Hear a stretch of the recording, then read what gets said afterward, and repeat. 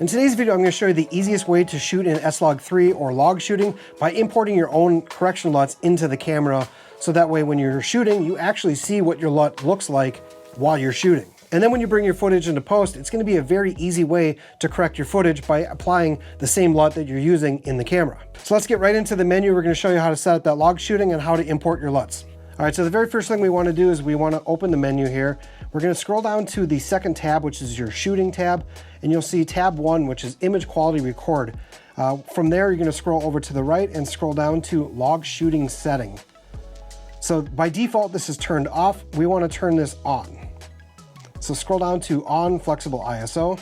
So once you open that up, you're going to see the color gamut is now marked sgamut3.cine/slog3. That's personally the one I like to shoot in. You can shoot in both of them, but I would stick with the .cine. I just think it has better characteristics with saturation and stuff. So select that, and now you're going to go to embedded LUT file and turn that on. So the next step we want to do is we want to jump into the computer and now actually add the LUTs to your SD card. So the very next step we want to do on the camera is to format the SD card. So make sure there's nothing on the SD card that you need to save because it will delete the entire card. But by formatting the SD card on the camera, it's going to put the right folder so that we can apply the LUTs into that folder. So the first thing we're going to do is we're going to scroll down to that third icon, which is your shooting menu.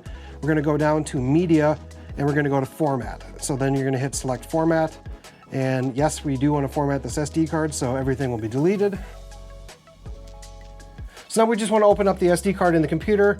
Right away, you'll see that it says private. You'll have database, M4 root, and Sony. So we're going to open up the Sony folder, and you're going to see the next folder you're going to have is going to say Pro and Setting. You're going to open up the Pro, and then you have the folder that says LUT. So we're going to open up that one as well. And this is where you would want to store your LUTs. So for the way we're setting up this camera, we're going to be using correction LUTs for S-Log 3. So these are all LUTs that are literally going to be the Rec. 709 conversion, either by itself or it's going to have a look on top of that. So in my folder, I have a saved folder with different LUTs that I like to use. I have my personal LUT, which I use for all my S-Log 3 footage. This is going to be my conversion LUT with kind of a look on top of that. And then we have a couple of the different ones from like the Phantom LUTs. So let's drag all 4 of these in. We're going to just copy and paste them into our new folder. So now that those are saved into the folder, we can eject the SD card and put it back into the camera. All right, so now we have the SD card back in the camera. We're going to open up the menu. We're going to scroll down to your exposure color tab. Once you're in there, you're going to scroll down to the tab number 5, which is color tone. And then you have one here that says manage user LUTs. So we're going to go in there and click on that. And we're going to hit import edit. So now you have a few different banks. You have all the way up to, I believe, 16. So you can put 16 different user LUTs in here. So we're going to start with number 1. I'm going to import user LUT number 1. I'm going to select my Kyle Watts S-Log 3 LUT because that's my LUT I use 99% of the time. And it's going to ask you if you do want to import. You hit yes. So now our LUT is now imported into the camera. So let's go back into user 2. Let's import neutral. This is going to be kind of a neutral file. It's a Rec. 709 with kind of an RE look on top of that. User 3, let's add ice blue. And user 4, let's just add the tungsten just to have fun. So now I have 4 different conversion LUTs in here that are all S-Log 3 conversion LUTs. So after those are imported, we're going to go back into the menu setting again. We're going to go up to select LUT. By default, this is now going to be in Rec. 709. So this is going to be your standard conversion LUT. So you can download that from Sony's website. But this is now going to make it so that you can view what your LUT looks like in your camera, but it still will shoot in log footage. So in post, you will still need to convert that LUT by adding that LUT onto your file. But now if we scroll down here, we can see user LUT number 1. So now this is currently my LUT. Down below that, you have user 2. That's going to be your neutral LUT. 3, your ice blue. 4, your tungsten. All of these are just going to be different looks that you can use for your camera. I'm going to specifically keep mine with my Kyle Watts S-Log 3 LUT because that's just the one I use all the time. So now when we go back into our camera, you're going to see on the back of your screen, it's going to look like your LUT has been applied. So it's going to give you kind of an idea of what your exposure is going to look like once you correct it in post. It will still be shooting in log footage so that you can still adjust your highlights and shadows, but this is what it's going to look like approximately once you put your LUT on in post. Now, if you want to actually bake your LUT into your footage so that you don't have to do any of this in post, but you just really like the way your conversion LUT looks, there is a way to do that. So what you want to do is scroll back down to your shooting menu, go over to your image quality and go to log shooting setting. Make sure this is turned back now to off. And then when you go back to your exposure settings dial, go back down to that color tone.